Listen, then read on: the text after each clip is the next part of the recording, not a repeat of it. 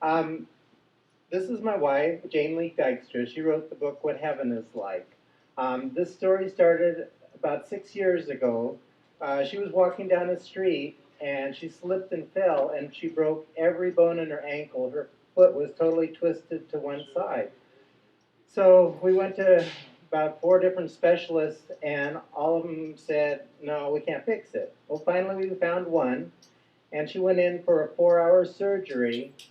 And when she was coming out of anesthesia, she looked at me out of out of a cloud. She just looked at me through the anesthesia, and she said, "I saw your father." And I thought to myself, he died over 40 years ago. And then she said, well, his name is Kilmer Oscar Jr. And that was correct. That was his name. And then she said, well, he was born in the Philippine Islands. Well, his parents were missionaries in the Philippine Islands, and that's where he was born. Then she told me one more thing, because after the Philippine Islands, he moved to Hawaii. And she said, he hated to wear shoes. Well, my dad wore thongs all his life. For him to get dressed up was putting on a pair of socks with his thongs. He just hated shoes. So I knew at that moment she had seen my father. And it was a traumatic day. I mean, I was so worried about her with her broken ankle and the operation. And then she looks at the nurse and she says, I see angels on your shoulder, a blue one and a pink one. And I'm like, I don't know what's going on. Well, I'm going to let Jane explain that day. And then when we get home is when the real story starts. So here is my wife, Jane. Hi. I want you to know, too, I'm also from Iowa. I was born and raised in Oskaloosa, so I'm native with you guys. And I called my book What Heaven is Like because during that surgery, I had a glimpse into what heaven is like, and I have ever since. And it actually, for me, it started the night before because I was in a wheelchair for after the surgery. I was in a wheelchair for 6 months and then in a walker for 2 months and in crutches for another 2 months, and they didn't know if I'd ever walk again.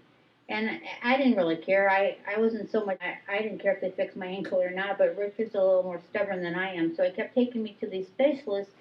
Finally, we found this one who said, yes, it's going to take a long surgery, and I don't know if you'll ever walk again. So the night before the surgery, I decided I better start praying because I didn't know what was going to happen. And Richard, I knew Richard had never spoken to me about his family.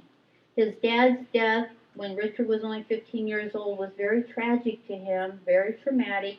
He didn't like to talk about his dad, and we'd already been dating for 2 years at the time.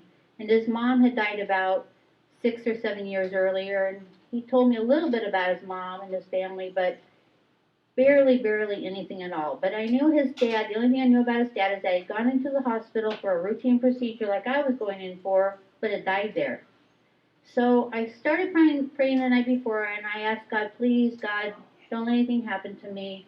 I don't want Richard to go through this a second time. I don't want him to take somebody to the hospital for a routine procedure and not be able to bring them home.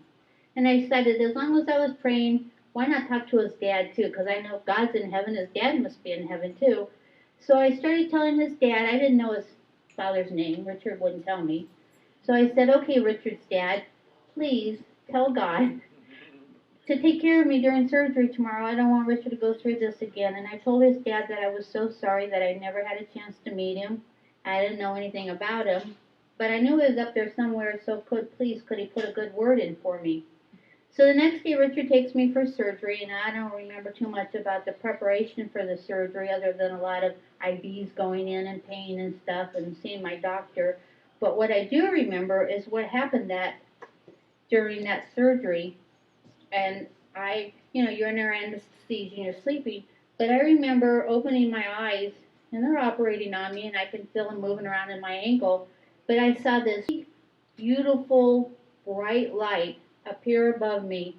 And I looked at this bright light, and it wasn't just a light above the operating table, it was the most beautiful, brilliant light that you could ever imagine. And standing in this light was a man, so I just knew then I died. I figured that must be God in this beautiful light, and I wasn't going to come home after surgery. Well, this man in this light holds out this big paw and says, "Hi, Jane. I'm Kilmer Oscar Jr., and I'm Richard's dad." And I'm like, oh, I know I've died now. And he says, no, you didn't die. You opened the door last night when you started talking to God and talking to me so that I could come into your dreams because God heard your fears and he heard your prayers and he sent me to comfort you and tell you it's not your time. So here I am.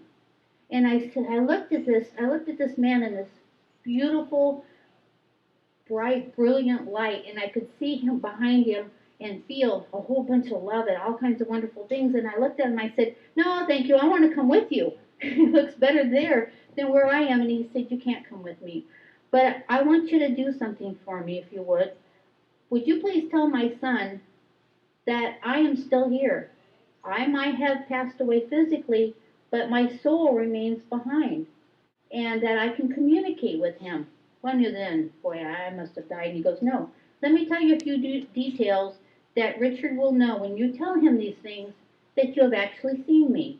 Tell him my name is Kilmer Oscar Jr., which was true, and that he was born in the Philippines, which was also true, that he grew up in Hawaii, and how he hated to wear shoes. Now, growing up in Hawaii, nobody in Hawaii wears shoes. They go barefoot all the time. And if they have to go into a restaurant and the restaurant says no shoes, no shirt, no service, they slip on a pair of thongs. And even when Richard's dad did wear a pair of shoes he had a machine shop.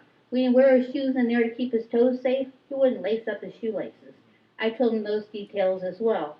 So when I came out of surgery, I want to also tell you, Richard's dad said to me, I do want to share one more thing with you.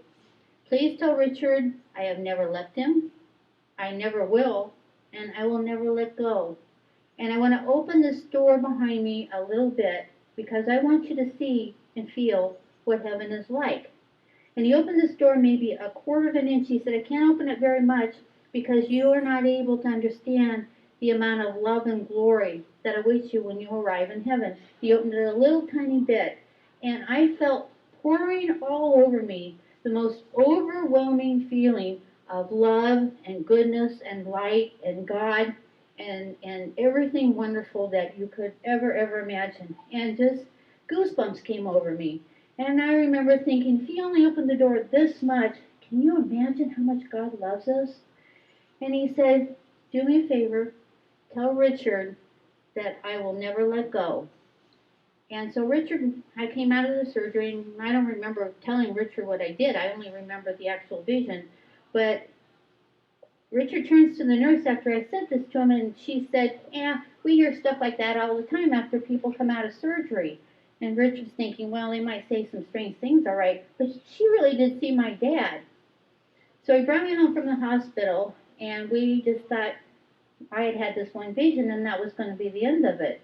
Well, he brings me home after the surgery. I'm pretty heavily medicated, so I go to sleep. And the very first time I close my eyes, guess what? Richard's family comes to visit me again. This time it's his grandpa. And here's this man stepping out of this beautiful, glorious light again. He looks at me and says, hi, I'm Kilmer Oscar Sr., and I'm Richard's grandpa. And I'm like, oh my gosh, I died here at home. And he has his arm around Richard's dad, and he says, you remember my son from your surgery? Here's Richard's dad. And Richard's dad, he was so excited because I remembered him. He reaches into the light and he takes the hand of a woman and pulls her forward and says, I want you to meet somebody else very special. This is Richard's mother, Marjorie Jane. And this woman looked at me and she stepped forward and she said, you opened the doors for our family and your family to be able to come from heaven and talk to you. And now that we're here, we want you to know we're never going to let you go. And since that moment, over the past 6 years, I have had visions of my family,